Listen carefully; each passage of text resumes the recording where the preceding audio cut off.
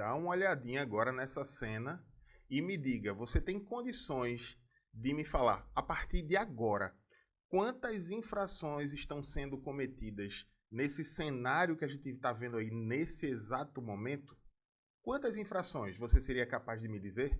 No vídeo de hoje eu vou te mostrar duas coisas muito importantes. A primeira, uma infração que a maioria dos motoristas cometem sem saber que estão cometendo, e a segunda informação que muita gente desconhece.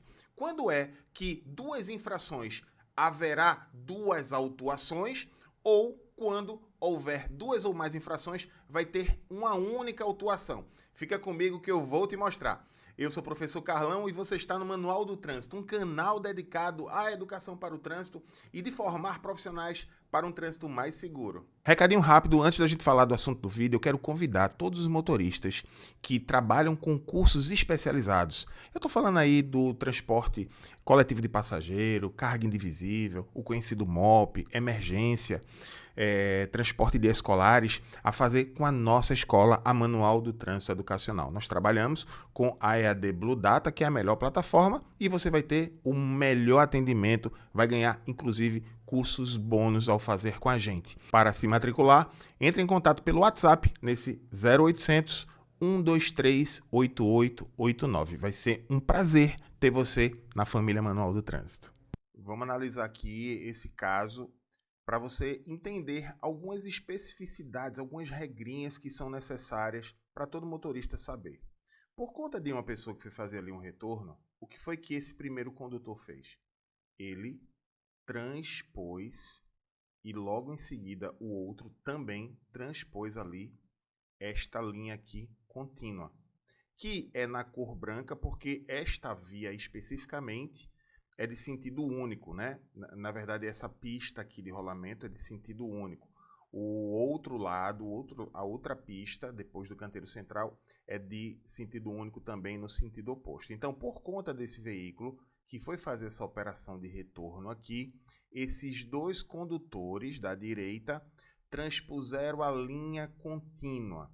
Então, a gente vai logo ver aqui. Olha só. O artigo 185, inciso 1, fala que deixar de conservar veículo na faixa ele destinada pela sinalização de regulamentação é uma infração de natureza média que tem como penalidade a multa. E quando é que a pessoa vai ser autuada? Quando houver sinalização com placa, com mudança ali de faixa, mas também aqui, ó, em local sinalizado com linha simples contínua, LMS, contínua branca, veículo que transpor da faixa esquerda para a direita ou vice-versa.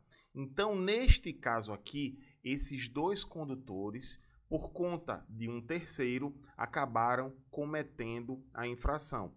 Você pode estar perguntando, beleza, aquele ali com certeza já está cometendo a infração de fazer retorno proibido. Bom, será que é isso mesmo? Se a gente vem no Manual Brasileiro de Fiscalização de Trânsito e na infração específica executar a operação de retorno em locais proibidos pela sinalização, a gente vai ver que ele diz que só deve autuar o condutor quando ele fizer o movimento de retorno em local sinalizado com as placas R5A ou R5B, que é justamente aquela placa que tem a imagem de uma curva, assim, de um retorno, ou quando houver esse retorno em local sinalizado com linha de divisão de fluxos opostos, contínua amarela, simples ou dupla.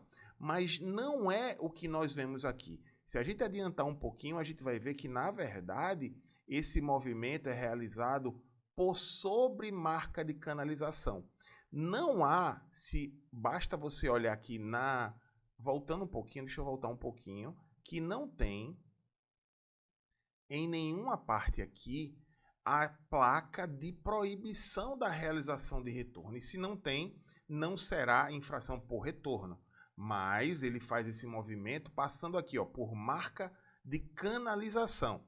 Aí sim, nesse caso aqui, vai ser a infração de marca de canalização. Transitar com o veículo em marca de canalização. E essa, que está lá no artigo 193, é uma infração gravíssima com multa agravada em 3 vezes. Então a gente está falando aí de uma infração de R$ 880,41. Quando autuar veículo que transitar total ou parcialmente sobre marca de canalização branca ou amarela, lá era amarela porque ela divide os sentidos, veículo automotor sendo empurrado pelo condutor ou por outras pessoas, ligado ou desligado, de forma intencional sobre marcas de canalização, desde que não caracterizado pane ou defeito mecânico. E ele diz para não autuar quando houver pane ou defeito mecânico, apesar de não estar escrito aqui, mas ele deixa subentendido aqui, e também quando a sinalização estiver em mau estado de conservação, mas que se nós observarmos ela está clara, não há como afirmar que ela não está visível aos olhos do condutor.